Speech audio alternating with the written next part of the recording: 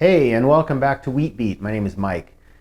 You know, recently I got a sourdough recipe and it's a very highly rated one and I thought I couldn't miss. Well, it was a big miss. In fact, I would just say it was a total disaster. And it got to the point where I needed to make some tweaks to try to salvage it, to try to improve it somehow. So I changed the hydration level, which is the amount of water in the formulation. And that's something I'll talk a little bit more about today. And I also ended up tweaking the oven temperatures. And I think I ended up with a pretty excellent loaf of bread. And that's what we're going to go over today, is how I tweaked the recipe and how I improved upon it and what the ending result was. So join me today as we work through that.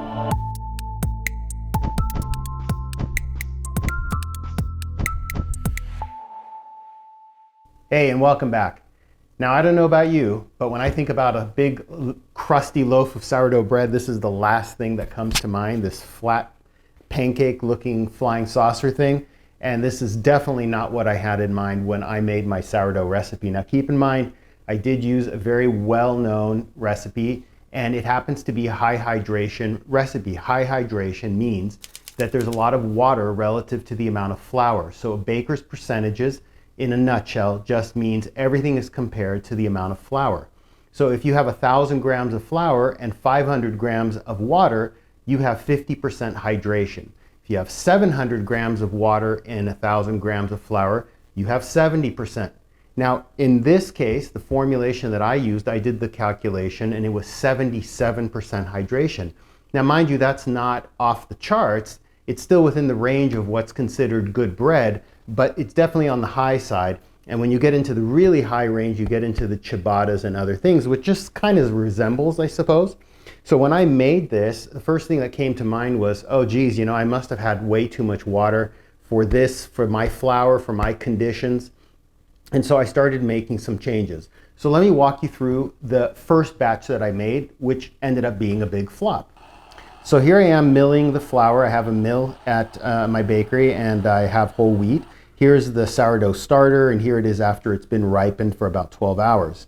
And now what I'm going to do is I'm going to put it into the water of the formulation. And what you'll see is as I put it in, it's actually floating in the water. And that's a good sign that your sourdough starter, or your levain as it's often known, is fully ripe when it floats like that. Now I'm going to put it in the mixer. I'm going to add my fresh milled flour, the whole wheat that is, and then I'm also going to add the regular white flour and run it. Now I'm putting it through this mixer and I'm not actually going to develop the dough in this mixer. I'm only using the mixer to get everything incorporated together, and so I don't have to do it by hand because this is a fairly large batch. And so here I'm just scraping the sides and continuing, and then after about 5 minutes on a slow speed, it looks like that. That's looking good. Now here I have a pretty messy looking bowl. Let's talk about that. Okay, so we have everything out of the mixer and in our container, but look at this mess that it left behind. I mean, it's just full of dough. So how am I going to clean this out if I can't get the bowl out? Well, we're going to try my siphon technique here. So I'm going to fill this up with water and we're going to rinse it all inside, and then we're going to siphon it out into the floor sink or into the pail itself. So let's do that. Okay, we're going to get the water out here by putting in the hose into the mixer that has the water, and I'll put this clip on there so it doesn't go anywhere. And then we have another end here with a bulb. Looks like that. So what we'll do is we'll come over here and get the siphon started. And once the siphon starts, oops, I'll put it directly in the floor sink, and then I'll clip it on and the whole mixer will drain.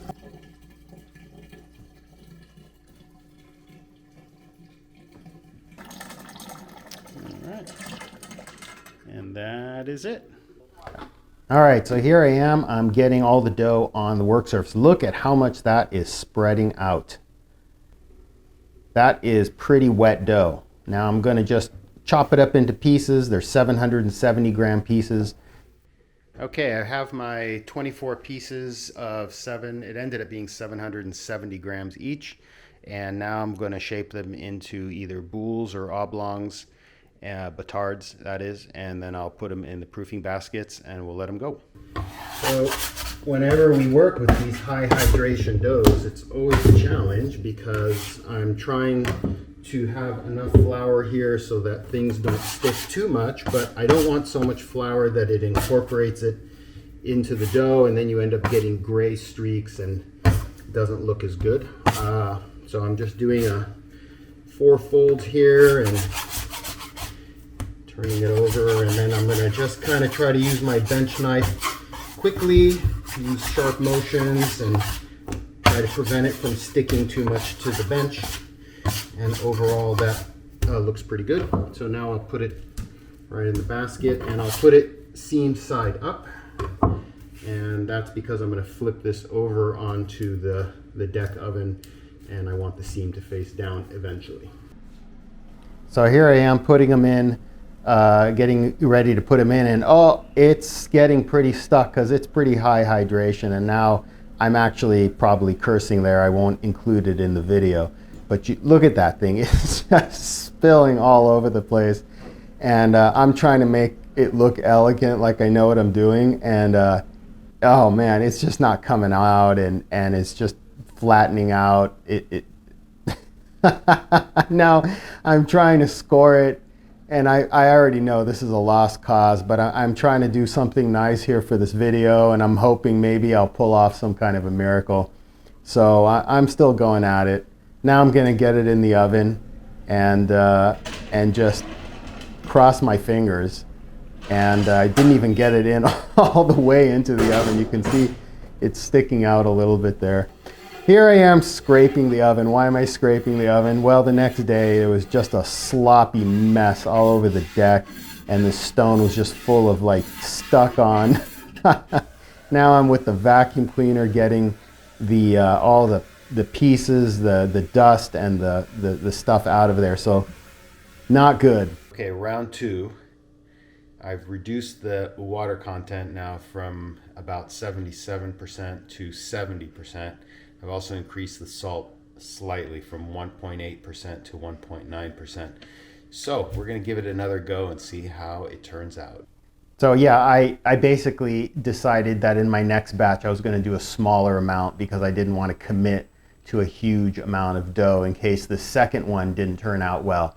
So that's why I used a different mixer. But basically all I'm doing is just incorporating the ingredients. I'm doing all the actual development of the gluten outside of the mixer, and I'm doing it all by hand. The dough temperature, which is at 77 degrees, which is great. And then we're gonna turn this every 30 minutes for the next 4 hours. So basically what it means is that every 30 minutes I'm coming in and I'm stretching the dough and pulling it and basically helping develop the gluten. And it's a way to do it without using the mixer. The advantage of doing it by hand over a long period of time is that you end up with a lot of those fairly large and small irregular sized holes inside your bread, which gives it that artisan appearance, and that's what I was going for.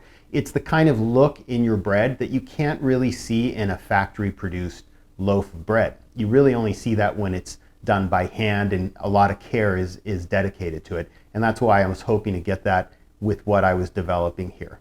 Okay, it has now been 4 hours and I've been turning this dough every 30 minutes, and we'll take one more temperature here to see where we're at, and it looks like 75 is the temperature, which is good. And then we'll separate this out into pieces and proof it for another 4 hours, just like we did last time. Everything here is exactly the same except for the hydration. So let's take a look and see how that is affected. So far I can see that this is much more stiff than the last batch. I can lift it up and it separates away from the container, so it's nice and strong and holding its shape. I can see bubbles under the skin here. So the last batch was much more runny than this. So I think that is already a fairly pronounced difference for a 7% difference in hydration. So here we go, batch 2. Wow, look at the difference. A lot less spreading out. Yeah, that is much more stiff than the last batch. It's not spreading out onto the table, and definitely holding its shape much better. I was going to make smaller pieces this time than the last batch, which was 770 grams. But I'm going to actually make it 770 grams again, just so that I can do everything exactly the same as last time. So we can just see exactly what happens with that 7% reduction in hydration. So I'm going to cut these out now into pieces and put them in my proofing baskets and go from there. Okay, all my pieces are cut out, and I'm going to start folding these into rounds. And this is definitely not sticking like it did before. It's much easier to work with, and I don't have to use any additional flour, which is good.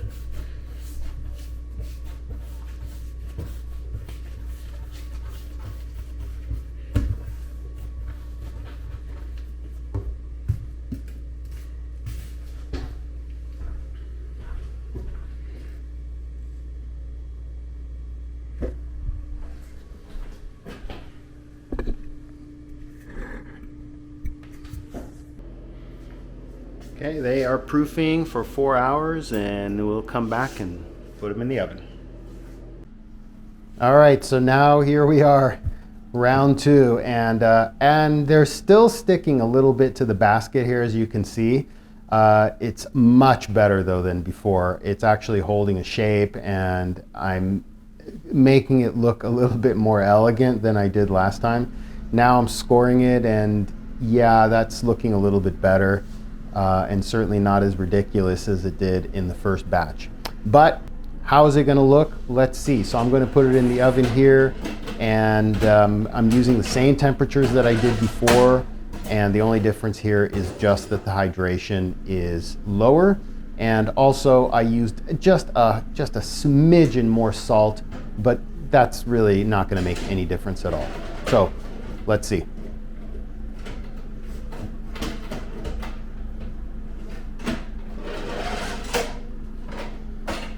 Now we're going to apply some steam here.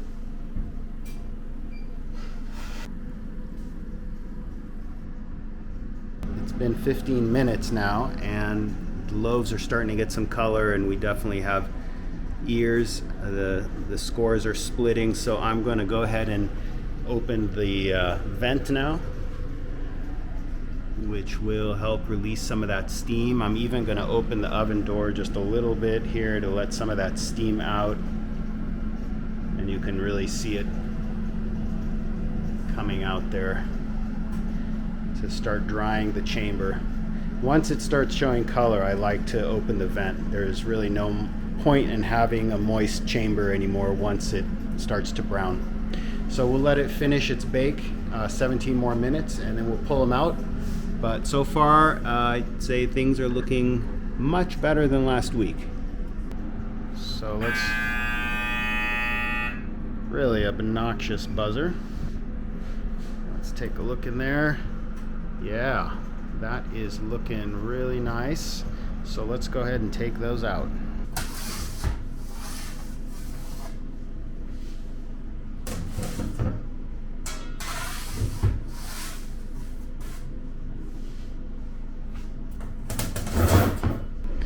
Alright, still have another load on the bottom deck, but so far it looks like the scores opened up very nicely. Good bake on the bottom. It's not burnt, which I prefer. Actually, all of these look quite nice on the bottom. This one's a little bit darker, but if I feel these, feels very, sounds like a really good bake. So overall, very pleased with these. I'm going to go ahead and take out the bottom deck loaves in just about 1 more minute, and we'll take a look at those as well. All right, here are the bottom deck loaves. I only had 4 of them on the bottom, and actually one of them was kind of small, but they look largely the same. A little bit lighter, I would say, on the bottom there than on that top deck. And yeah, definitely looks lighter there.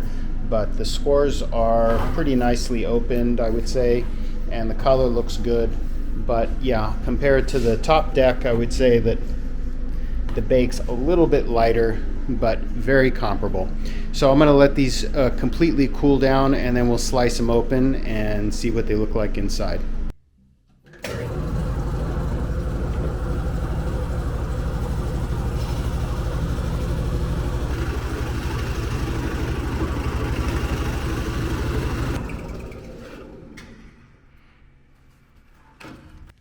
All right, so here I've sliced it open, and seems to be okay. Also not very big holes here at all. It's not that irregular. For something that was purely hand mixed and 8 hours of fermentation, 4 hours bulk fermentation and 4 hours of proofing, I would say this is pretty disappointing. It expanded well, I guess that's good, but this doesn't really look like what I expected. So I'm going to keep troubleshooting this and go from there, but let's compare this to last week with the hydration that was much higher. These are the slices from that, so obviously really big difference between these two loaves, which were identical in size. The crumb looks, I would say, similar, but obviously the flatness, I mean, this is like some sort of a flatbread. So this is 77% hydration. This is 70% hydration. What a difference less water makes. Okay, I did open up another loaf of bread, and what I found is that in this other loaf, the holes are much smaller. This is a lot more dense, and looks quite a bit different, I would say, than this one here, which is full of fairly large holes. And then you can compare it to this one. So what happened here? What's the difference? Because these are the same sized loaves, and one of the things that I notice here is on the bottom, it looks quite a lot darker. If you look close up, you'll see it looks almost a little bit burnt on the bottom. And when you compare it to this one, it looks a lot less of that dark black color. And so that might suggest that this was in a hotter part of the oven, and therefore the oven spring or the initial rise was much more vigorous than on this loaf, which was in a different part of the oven, let's say closer to the door or closer to the outside of the oven, and not directly in the middle. So it's a theory, and it's something I may test at the next batch that I make. One of the things that I can do now is change the temperature of the top deck and the bottom deck and see if there's a difference if I do a much hotter temperature on one. And all right, so third attempt today, we're going to try slightly different oven temperatures, and also I'm going to make a few of the oblong loaves just for the fun of it. But definitely I'll still make the round loaves the same exact size as I did before, so that we can really compare. The only difference this time is that I'm going to do different oven temperatures. I'm going to start at a much higher temperature and see how that affects things. I'll start at the higher temperature, and then I'll lower it from there. And the only other difference, I sort of made that cardinal mistake of adding too many variables, but I couldn't help myself, and I added just a very small amount of additional malt. Malt is the enzyme that's already in malted flour, but I added a little bit extra just to see if I can get a little bit more vigorous yeast activity and a little bit more browning. So we're going to see how that works. And by the way, if you're interested in what malt does and how it works, I will do a separate video on that. But for today, we're just doing comparisons. So unfortunately, I did add that slight change, but I don't think it's going to make that much of a difference because I added a very small amount, about a half of 1%. So what we'll do today is we'll start at 460 on the top, 430 on the bottom. That's significantly higher than what we did last time. And then as soon as I put it in the oven, I'll leave it at these temperatures for about 5 minutes, and then I'll lower it down to about 400 on the bottom and maybe 430 on the top. So that's going to be higher at the beginning, lower throughout the bake, as opposed to something a little bit higher throughout the entire bake, which is what we did last time. I'm hoping that the end result is going to be more open cell structure inside the crumb and a little bit more oven spring. So that's the objective, and we'll see if we can make that happen. All right, we're ready to go here. I've taken it out of the proofer, and the first thing I'm going to do is I'm going to just kind of separate out the dough a little bit from the basket so that it separates more easily and I don't have to pull on it. The other thing I'm going to do is I'm going to check the proofing situation. So if I take my finger like this and I just kind of press on it, I look to see that it is springing back, but springing back very closely. So it's sort of a difficult thing to fine tune, but that is pretty much a good sign that it is ready to go in the oven. All right, so here we go. I'm going to start with the oblong ones.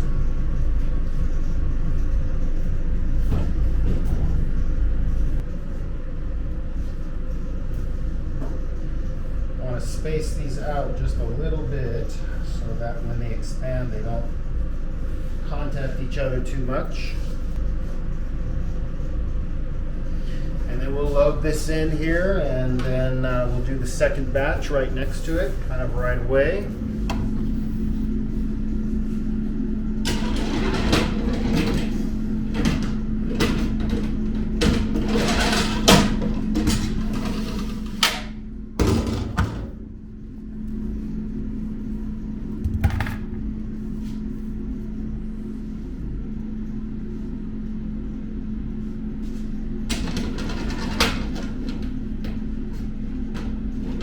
We just steamed it, and right after I steamed it, of course, the temperature has dropped on the top level quite a bit because there's no stone to hold the temperature. I've set the timer for 32 minutes. I gave 3 seconds of steam.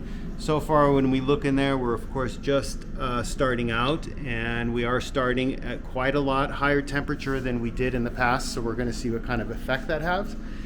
In 5 more minutes, I'm going to turn the temperature down, and then we'll open the vent over there as soon as we start to see a little bit of browning. So stay tuned. All right, it has been 5 minutes now, and look at that. It's not even back up to the original temperature. We're still at almost 450 on the top and 420 on the bottom, so there's still a discrepancy here. It's trying to recover, and the stones are probably struggling to get back up to temperature because there's a lot of dough on them. The rise is going pretty well. You know, we're just in the first 5 minutes, so it's hard to tell. I'm going to go ahead and turn this down a little bit now, and then we're going to give it more time to continue the bake. Close to the end, 3 minutes to go, so it's been almost 30 minutes, and I've taken it down to 390 degrees on the bottom, 430 on the top. And I'm going to take out the oblong loaves first because they bake a little faster than the rounds that are over here on the right side. So I'll take the oblong ones out a little bit early and leave the rounds a few more minutes. So let's go ahead and take it out and see how that bake worked. All right, let's take a look. And I'm going to kind of ignore the oblong loaves because really we're looking at the round ones when we're doing the comparisons. So when I'm looking at the 2 rounds that I made, they're the same size as in the previous 2 batches. The bottoms look good, not burnt. Everything looks well baked. Very nice opening of the score here in the ears for sure. So I think at this point what I'll do is, well, I will critique myself on the scoring because there was a little bit of drag to the blade. You can see the scalloping here on the edge, so this wasn't a very clean score, and you can see that. I think I'm being a little nitpicky, but overall the results are good. I may have been able to leave this in a few more minutes to get it a little darker on the top, but I think it's fine. So we'll let these cool off and then slice them open and compare them to the last 2 batches and see what happened. But if we're just taking a quick look here at the oblong loaves, this looks like the nicest one actually. Really nice open score, nice bake on the bottom. So I'll open these 2 just to look at them, but I had some requests to make them oblong because they make better sandwich slices. So stay tuned, we'll come back and look at these more closely inside. All right, so let's take a look and see. Yeah, that looks very nice actually. That's pretty much perfect as far as I'm concerned. nice open cells, and good bake, not burnt. So I think this is really the best version from the 3 that I did, and the only difference was I made the oven temperature much hotter at the first part of the bake and then turned it down. And then everything else was the same, except in this batch I added a very small amount, 0.5% of malt. I don't think it made any difference at all. But this looks great. I'm going to take a taste of this here in a little bit. But as far as what the crumb looks like, I'm very happy with that. All right, sliced open an oblong loaf now, just to take a look at that. And so far it looks very similar to the round one. The crumb structure is got a lot of different sized irregular holes in the crumb. And again, we're not burnt at all on the bottom or the top, so the bake looks excellent. And visually it looks like a really nice loaf of bread. So I'm very happy with this oblong loaf, just as much as I was with the round one. So I would say we had a really big success with this third and last batch, now that I feel like I've perfected things a little bit more. Okay, so the results are in, and we have here on the left the 77% hydration loaf, and you can clearly see that it's very flat and the crumb is not looking that great, and pretty much a flop. Over here we have a 70% hydration. So again, these are absolutely identical, except for this has a lower amount of water.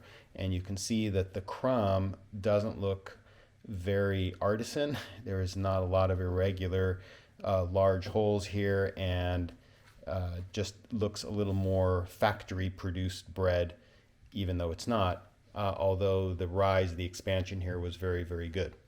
Over here we have, again, nearly identical in every way.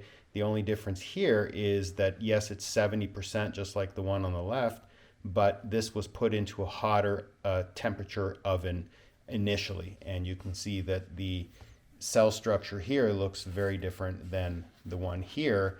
And the only difference is just the temperature of the oven. And look what a difference that makes. Okay, so what happened here? Basically, we did 3 trials. The first one was a flop, and I made the determination that there was just too much water. Could I have pulled this off with that much water in my formula? Maybe. I might have been able to develop the gluten a little bit better, and that may have made it stronger and possibly allowed it to rise more. This is a formula that's been tried and true. It's used a lot in the West Coast, and certainly the guy that wrote the book knows what he's talking about. So I don't really understand exactly why my version of it didn't pan out. But when I reduced the hydration from 77% to 70%, it made a tremendous difference. But I still didn't get the crumb that I wanted. It wasn't until I increased the oven temperature much more that there was a significant difference in the crumb. In other words, the center of the dough as opposed to the crust. So I think that overall, when you're looking at a loaf of bread and you're saying, gosh, I don't like the texture of this bread, it's not coming out quite right, it might be something as simple as changing the temperature of your oven.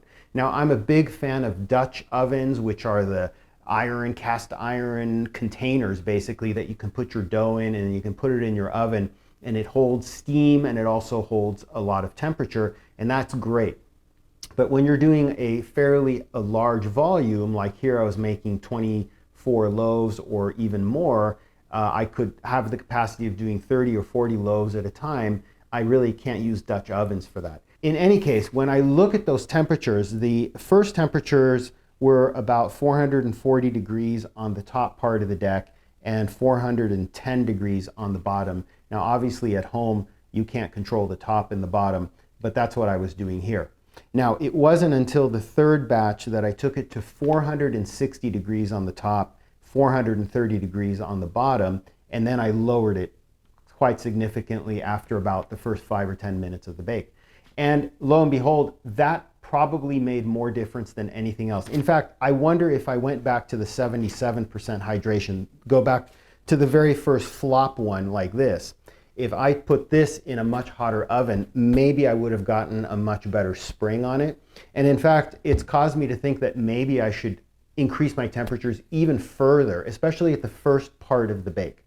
So again, not to be too repetitive, but if you are having problems with the texture, if you are having problems with the rise, I would bet that your oven is probably not hot enough. And if it's flattening out like a pizza like this, and you stick your finger on it to check for proofing and the thing just collapses, you might have just overproofed the dough. It might have nothing to do with the amount of water. You just left it to sit out too long, and it's basically going to collapse on itself. In my case, I do think there was probably a little too much water in this formulation for my conditions, and combined with lowering the water content and increasing the oven temperatures, as you could see, I got what I think were very nice results. And I think I can still continue to improve on them, but I have sold those loaves since and gotten very, very good feedback on it.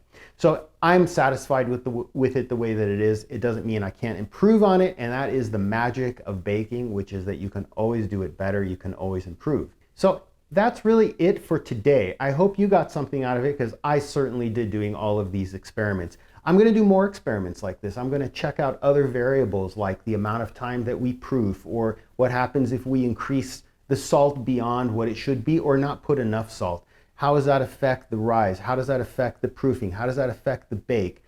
There's a lot of different things we can check. And when I do 25, 30, or 40 loaves at a time, I can really start separating out these variables and seeing what kind of effect they have.